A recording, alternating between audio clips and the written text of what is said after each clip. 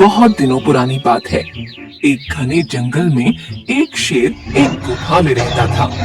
हर रोज वह शिकार करने के लिए जंगल में जाता और वापस गुफा में आकर आराम किया करता था। एक दिन कहीं से एक चूहा उस गुफा में आ गया और बिल बनाकर रहने लगा। जब भी शेर आराम कर रहा होता, चूहा बिल से निकलता और शेर के बालों को कुतर जाता।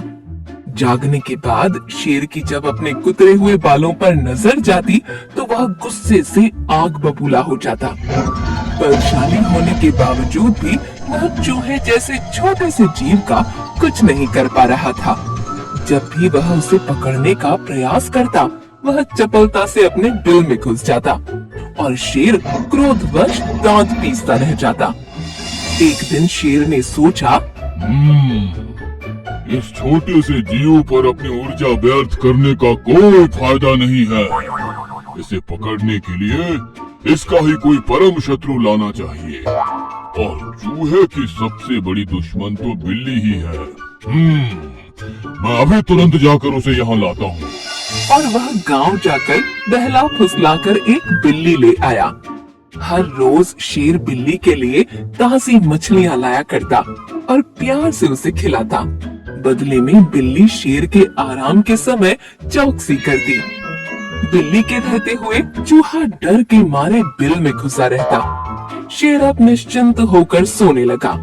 बिल्ली रोज ताजी मछलियाँ खाकर रिष्ट पुष्ट होने लगी। इधर चूहा बिल में घुसा घुसा कमजोर हो चला था। शेर के बाल ही उसका आहार थे। आखिर कब तक वह भूखे प्यासे बिल में पड़ा रहता। एक दिन व्याकुल होकर वह अपने बिल से निकल ही आया। शेर उस समय सोया हुआ था और बिल्ली पास ही बैठकर मछलियाँ खा रही थी। चूहा बिल्ली को चकमा देकर शेर के पास जाने का प्रयास करने लगा, पर बिल्ली चपल थी। उसने चपलता से चूहे को अपने पंजे में दबोच लिया और मार कर खा गई। बिल्ली खुश थी। वह सोचने लगी, मैंने अपने मालिक की चिंता का सदा के लिए अंत कर दिया। अब शेर मुझे बड़ा गिफ्ट देगा। उसे विश्वास था कि खुश होकर शेर अवश्य उसे और स्वादिष्ट मछलियाँ लाकर देगा। शेर के जागने पर बिल्ली ने उसे चूहे को मार डालने की बात बता दी। बिल्ली बोली, महाराज की जय हो। आपके नींद में खलल करने वाला अब सदा के लिए मर चुका है। शेर की परेशानी का कारण समाप्त हो चुका था। वह बड़ा खुश हुआ, पर अब बिल्ली उसके किसी काम की नहीं रही थी। शेर ने मन में सोचा, अरे वाह, यह तो बहुत अच्छा हुआ कि चूहा मर गया। अब मैं रोज आराम से अपनी नींद पूरी करूंगा।